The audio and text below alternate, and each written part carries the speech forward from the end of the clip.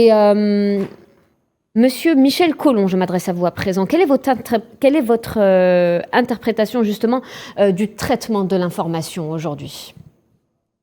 Écoutez, je pense que votre intervenant précédent a eu bien raison de souligner que on assiste à une diabolisation massive de celui qui résiste.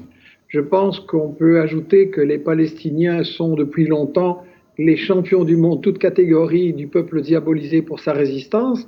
Et là, c'est intéressant d'étudier les procédés par lesquels on le fait. La déshumanisation, tout ramener à des dirigeants terroristes, tout ramener à des facteurs extérieurs, ne pas montrer les souffrances du véritable agresseur.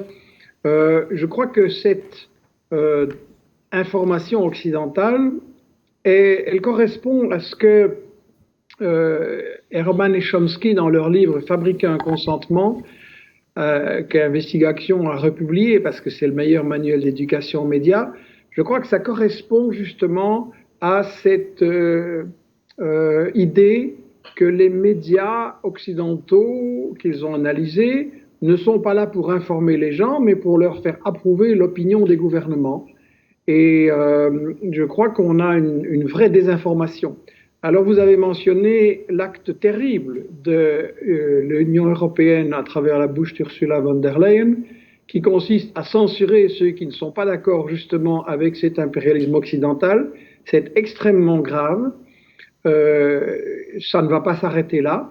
C'est une censure qui est déjà en route, mais de manière beaucoup plus déguisée sur Google, Twitter, Facebook, YouTube. Et clairement, ça ne va pas s'arrêter là. Et je pense qu'on doit mettre sur pied une alternative internationale pour contourner cette censure qui nous menace tous, et que les citoyens ont un rôle très important à jouer, faire pression, dénoncer, organiser des réseaux de contre-information pour contourner la censure qui est en train de se mettre en place, et organiser le débat, la discussion, mais pas chacun chez soi et entre gens qui se connaissent bien, mais au contraire, aller chercher les gens qui ne sont pas forcément d'accord avec vous, qui ont d'autres sources, et justement entamer un dialogue de peuple à peuple en contournant ces médias qui sont vraiment un instrument d'oppression et d'endoctrinement.